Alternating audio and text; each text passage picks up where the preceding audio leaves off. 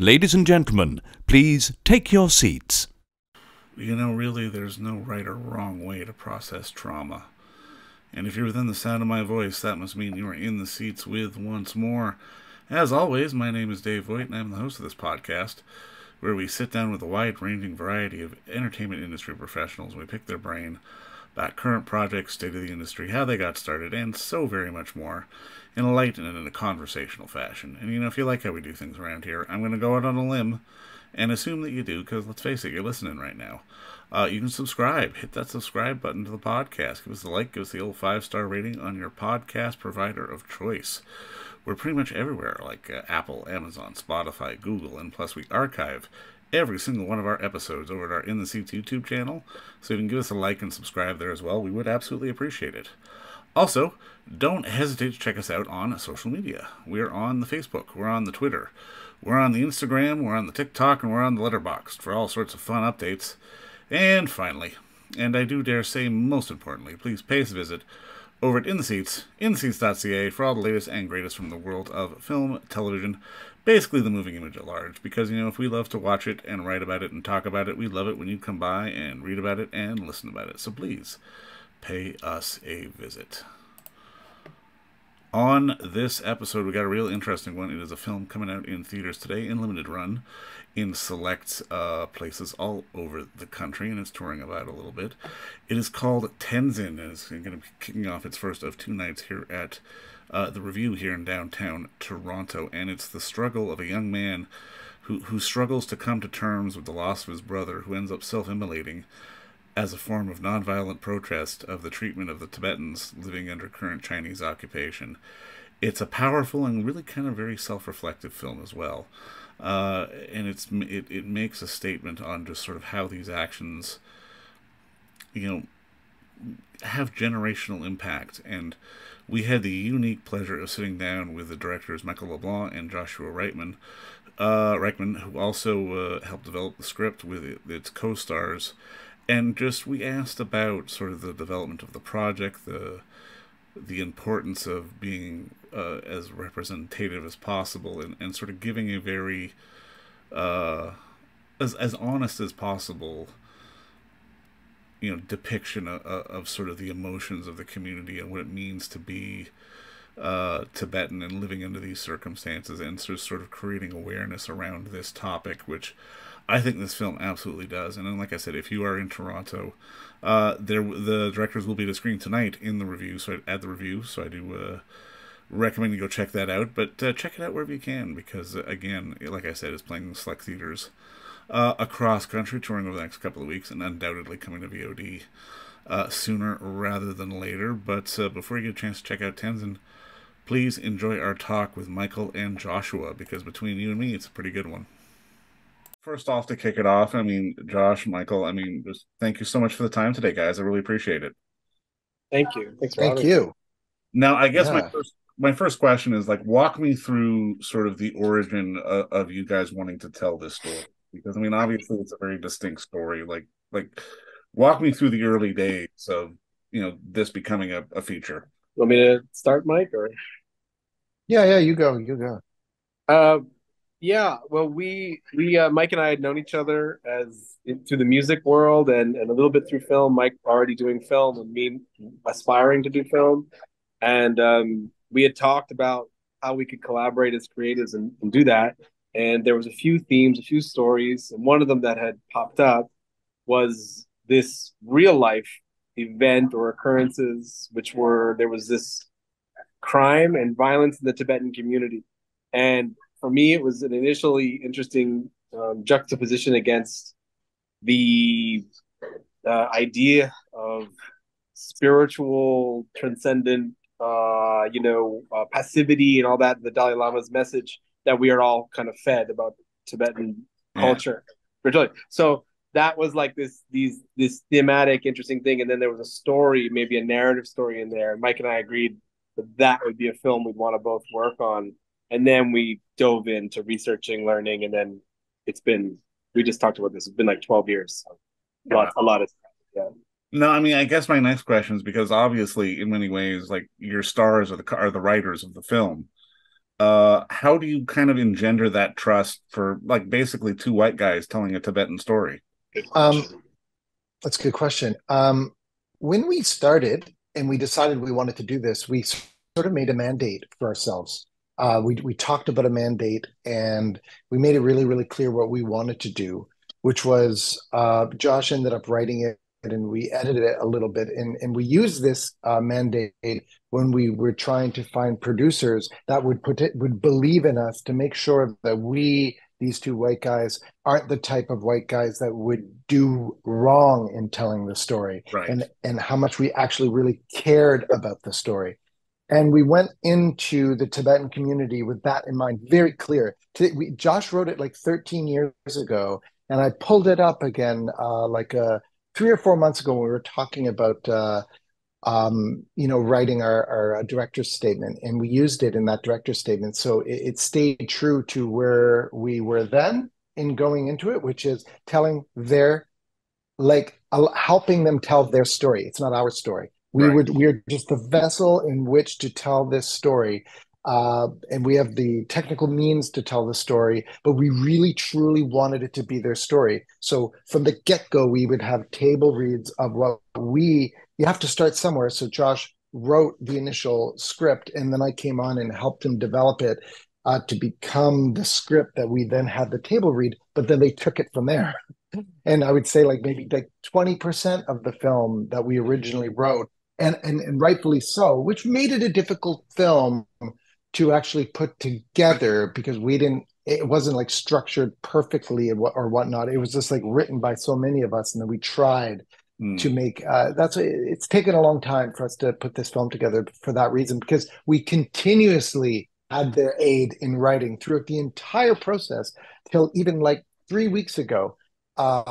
Even anything that we do. So they became, like Josh said earlier in another interview, he was saying like that we became family, and we did. And we went in and gained their trust because of like what was why, they asked us as well, why do you want to make this film? And it was exactly that reason, because we were so interested. And Josh, he comes from he's a practicing Buddhist, so he was very interested in this story because he's very interested in because he practices Buddhism. I do not practice any type of Buddhism, but I was very engaged by the idea of the story. And then what we both really wanted was to make sure that we didn't in any way do harm to the story, to their story. For sure. For sure. Now, I mean, centering it, I mean, at least somewhat around sort of the act of self-immolation and just sort of the emotional, I guess, backlash of the aftermath of that really was quite fascinating for me. Like, can you talk a little bit about sort of bringing up something which I have to imagine at least sort of internally in that community is a difficult thing to even sort of talk about or even broach on a day-to-day level. But I mean, just the way you guys framed it really made it very kind of poignant and very sort of much more emotional and personal than just the obvious of someone literally lighting themselves on fire for a cause. I'll let Josh answer this, but I will say one thing about it before. We were very afraid to speak about this in the film early on. We wouldn't do it. We were writing and we wouldn't do it, and it was basically like Yeshi and Chemi, um, who were both like, yes, talk about that. That is what you should be talking about. We need to talk about that, and without that, like that is the main thing that we want to talk about.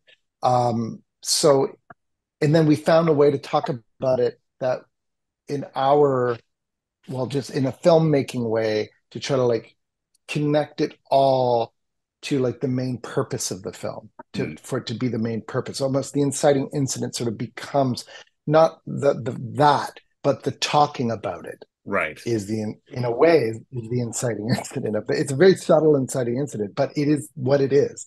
It's like Kel saying, yet the lead sort of experiencing people's like passion and care for someone that has done that is sort of like his growth. It begins there in a way.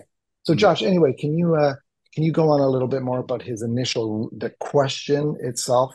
Because I think I didn't actually answer it. No, I liked how you answered it, personally. I mean, I think our fear, as you mentioned, and our sense of wanting to be precious or delicate about that. But then once you immerse and engage with people generally in that community, there's not a squeamishness about that at all. There's a no, no, no, that's the story we want to tell. That's what's happening. Get the word out. And then more complex or nuanced and interesting than that is that we were mentioning this earlier, is like there's these opposing views and they're quite deep, which is like what they call rongza and rongzi, these two we learned about, which is like, yes, this is a powerful and useful thing to do when you burn yourself alive and become a martyr, and this is a spiritual act and it's a practical, mundane, worldly act. And then that's good for the cause. It's the only way we can do it without being outwardly violent. And then there's others who believe that it is violent to take a life, including one's own life, and it goes against Buddhist principles and tenets, period. So it isn't monolithic, the view inside the community, and we learned that. And so there's a worry a little bit. Are you celebrating it? Are you? And so there's conversation there. And in the end, the conversation was that, and how it flowed into the story and how we presented was the nuance of that. And then we ended up having more of a story about feelings and characters. And so, yes, it's there, but while the movie's political, there's no position on that being, quote, good or bad. And that's where the Tibetan writing and our writing all collaborated, and that's where we landed. Excellent. Excellent. Now, I mean, am I correct in assuming that was actual footage when we saw him seeing that? Yeah, and that's a difficult one. We've really that's a big I don't have an answer personally. I don't know what Mike thinks. I don't have an answer about ethics and the I don't know. I don't have an answer about how that fits into art. We could probably have like a 10-hour conversation about where it fits, right? Probably good. But it fit.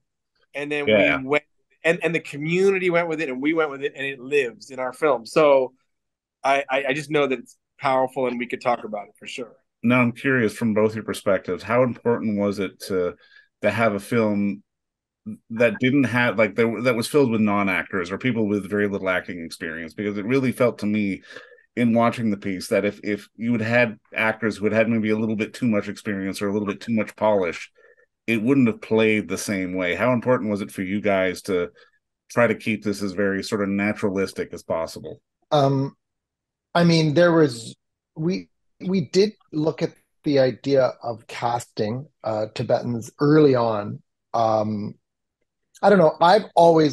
For me personally, I don't prefer. I just think it's where I don't know where I come from, and I did a little bit of acting, and I have a certain belief of what I think is the best type of acting, and for me, it's you have to have heart. You have to love what you're saying, whether you're saying something that is dark, or if you're saying something that is, like really, really funny. You just have to sort of love it and be. I think it's hard to find people that truly love saying the things that they're saying, instead of just like love, memorizing and thinking that they're saying it right rather than saying it with love or something. So to me, I personally have a better experience when I'm working with non-actors for that reason, because there's some excitement there because they've never done it before. So you get this like genuine love for doing the thing. If they decide to do it, if they don't want, if they do it and they're like hating the experience, you see that. But all of the Tibetans really wanted to do it, and they gave it their all, and they really, really loved saying every line that they said. So for me, they really pulled it off because of their passion, and it's less technical. But I mean, like, what would have I personally, when I look at the film and I see the way that they've acted, I see it as polished personally. I see it so polished. No, I mean, I just think that they did a really, really fantastic job, and the reason why they did a job is because they cared so much about what they were doing, and they had a lot of love for what they were doing. Well, that comes through, absolutely. I did a, no, yeah. I mean, yeah. Comes through. But I mean, something else that really stood out for me was just sort of the use of music. And I mean, obviously, you've got a lot of pieces from a guy like Colin, Toronto person. But I mean, what struck me the most was just almost the placement of it, because I mean, I almost felt like there were moments that were also very silent, and then when something hit with some music, it really almost impacted me that much more. How big was it for you guys to make this not just an emotionally evocative film with obviously the issues and the things going on with these people, but sort of visually and auditorily engaging as well? How important was it? Well, just because it's very much a piece of art. It plays very much like an art piece on top of it being a straight narrative.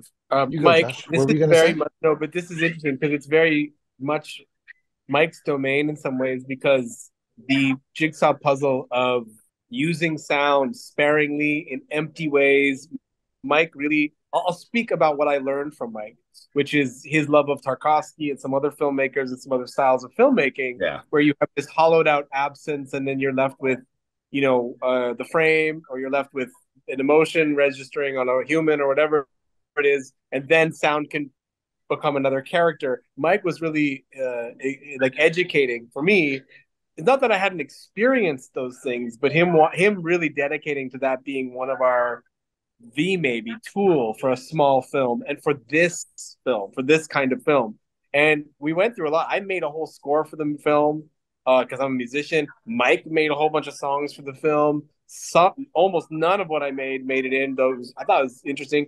And then it needed more drama. And then so the bells that are rung needed to be rung in really really accentuated in dramatic ways. But theoretically and philosophically, I feel like Mike brought that thing you're mentioning in to become a character piece of the film, like or a central piece of how the film is made. So No, it's I really agree with you on that 100% for sure.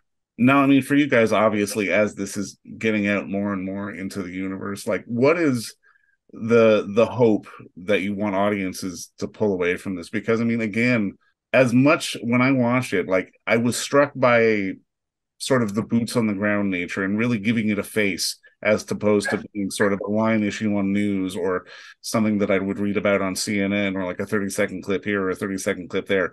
The film made it feel personal to me, which I obviously is probably going to be the goal for any good storyteller or filmmaker. But at the end of the day, what do you hope audiences pull away as they start to see this film? I mean, you could probably answer this better than I, Josh, but what, I just an awareness to the Tibetan cause is a big one for me, and understanding what the Free Tibet movement and just all of the things that we learned from the Tibetan community. Like in the end, in the beginning, no, in the beginning we wanted to make a movie. I wanted to make a movie as best as I could possibly make a movie, because I always try to do the best, and Josh always tries to do the best. But in the end, as the years went on, it became really for real, less about that. And it truly, I'm hoping the movie can go out and actually tell people, there are so many different cultures on this planet that have had and that continuously have, you know, a difficult time with politics and governments and whatnot. This is just one story, but I just feel like it's not just one story. We need to tell more stories like this. So this film is important because we need to tell more stories about people that feel that there's been some injustice done in this world, and I think that those are the types of movies that I'm really interested in. And when it's teaching me about a culture, or teaching me about a country, or teaching me something other than just telling me or making me believe something, this is meant to be like a tool to bring awareness. That's the main purpose for this film, I believe, personally. But Josh. yeah, yeah. I mean, the political theme of it was always there. It can't be decoupled from the spiritual theme, and it's powerful for that way, in that way.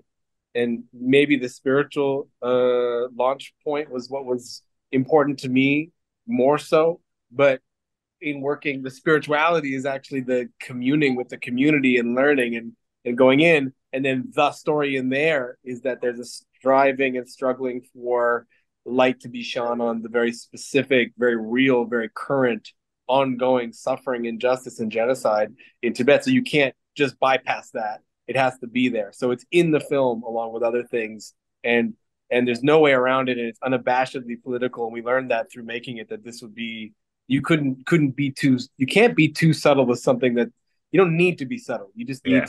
to let it be there. And we realize that it's just there.